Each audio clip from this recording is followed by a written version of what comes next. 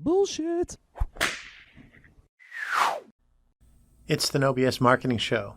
I'm Dave Mastovich, CEO and founder of Mass Solutions, the world's only no bullshit marketing agency. I was going through my news feed and I saw this one from Deadline, and it says, Matthew McConaughey and Sean Penn remember producer and casting ace Don Phillips, who helped discover both Oscar winners. It's a heck of a story. They write a tribute to the man who passed away, Don Phillips, at 80. And the story is about Don Phillips and his ability to see others' abilities to tell stories and to be characters. So that's one part of it. It's an interesting story that I want to bring to you. But there's more. So the first part is two actors of high magnitude, both Oscar winners, decide to write this column, this tribute. And they tell their story about Don Phillips. So the Matthew McConaughey one, I had known for a while because I'm a Dazed and Confused fan. I'm often dazed and confused myself. And the story goes like this. McConaughey had not really acted. He was, I think, a college student. And he knew that this movie was going to be filmed about the high school students of 1976, 1977 type era. And so he did some research to find out where things were going to be shot and where people were staying. And he learned that a casting person was staying at this particular hotel, and McConaughey goes to the bar there. And he ends up meeting Don Phillips, and they drink all night. And Don Phillips takes a cab with McConaughey back to McConaughey's apartment, drops him off, and then takes the cab back to the hotel. And Phillips writes on a sheet of paper a note for where McConaughey should go the next day and who to talk to. And the next day, McConaughey gets up, comes to the front desk, and says, before he can say anything, I'm here, Matthew McConaughey, before he could finish his name and say that Don Phillips brought him, the person there hands him a note, and it says, you're going to knock it out of the park, something to that effect. It says, love, Don. And that's how he was able to get that role in Dazed and Confused, which made him famous. All right, all right, all right. Sean Penn then tells the story about how he was approached to audition for Fast Times at Ridgemont High. He also had not had any significant acting roles at that point. He shit the bed, lousy audition. He storms out. He's heading into the parking lot, disenchanted, frustrated, and Don Phillips chases him into the parking lot, grabs him and says, I know this role is for you. I told them I'm coming out here to get you to come back. You have another chance to do it. I know you're going to knock it out of the park. Go, come on back with me.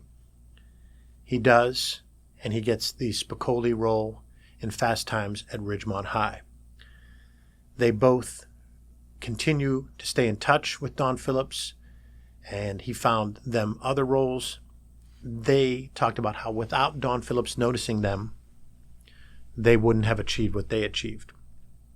Incidentally, Don Phillips also did the casting for Serpico with Al Pacino, and that was a very early role for Al Pacino, helped lead to his greatness. But then on Dog Day Afternoon, Phillips had Pacino in there, but he waited and held out for John Cazale, Fredo from The Godfather, and he was also in The Deer Hunter.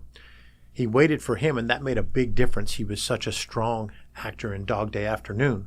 So all of these careers were touched by one person, Don Phillips, who saw the ability in someone and could picture them being a certain role and could picture them having a career. The second part of that that's important is I think most of us have been fortunate enough to have one, two, maybe even more people do that for us. I certainly have, and I've talked about a lot of those people on this show people from early in my life, obviously my mom and dad, but people from early in my life that saw abilities in me, oftentimes in athletics. David Smith, who saw ability in me to put me on the air as a teenager and give me more and more responsibility. Jack Benedict, the legend from Indiana, Pennsylvania, broadcaster who saw in me the ability to do sports. And then George Hartnett and Tony Lombardi and John Dame in the business world having the foresight to see what I could do. Well, that led me to always want to give back and do that myself. And I always joke that I'm an analytical creative because my predictive analytics profile and Myers-Briggs and all that stuff shows that I'm an analytical creative in that I love creatives. I understand them. I'm one of them, but I'm also very analytical, which helps me on the business side. What I've liked doing throughout my career was noticing someone and seeing some talent in them.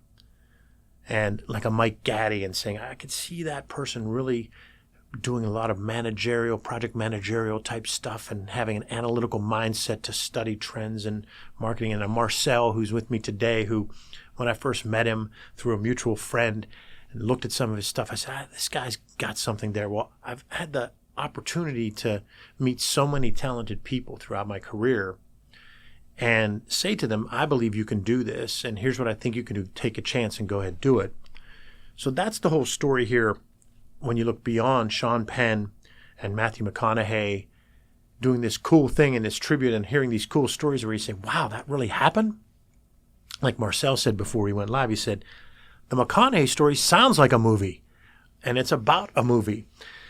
Well, when you have the chance to do that, give back and give people confidence and tell them what you see in them. That's what I always try to do as a coach in the sports realm, was see what someone's strengths were, tell them what those were, tell them you believed in them, and put them in spots to maximize those. I think that's a big weakness of a lot of leaders, both in sports and in business and in life. I think a lot of people aren't able to just say, you're great at this and this, and I'm going to put you in every situation I can for you to do that and that. Now, of course, you're still going to have to do these other things because no one can be one-dimensional in sports or business or life. But I just see time and again people missing the obvious and not leading in that way. And you see it in the NFL, the NBA. You see it in high school sports. You see it in business. You see it in all facets of life where people just can't get out of their own way and say, if that's what Marcel is great at, let's put him in that situation as much as we can. And even working with your outside partners. There are outside partners that we say, this person is great at A, B, and C. They're going to struggle with D and E, but let's make sure we engage them to do A, B, and C. This story meant a lot to me, and I don't know Don Phillips, but now I know of him, and I'm impressed. And he leaves a legacy with Matthew McConaughey and Al Pacino and Sean Penn. But now that legacy is heard by all of us, because the power of storytelling is what does that. So I'm tying it all together because I think leadership is about communication. And communication is about storytelling because storytelling builds trust. And that all ties together with this anecdote that just hit me while doing a morning scan of some things in my news feed and thought, this is interesting. I think the loyal No BSers would be interested in this. Marcel was quickly interested in it. And I wanted to bring that to you.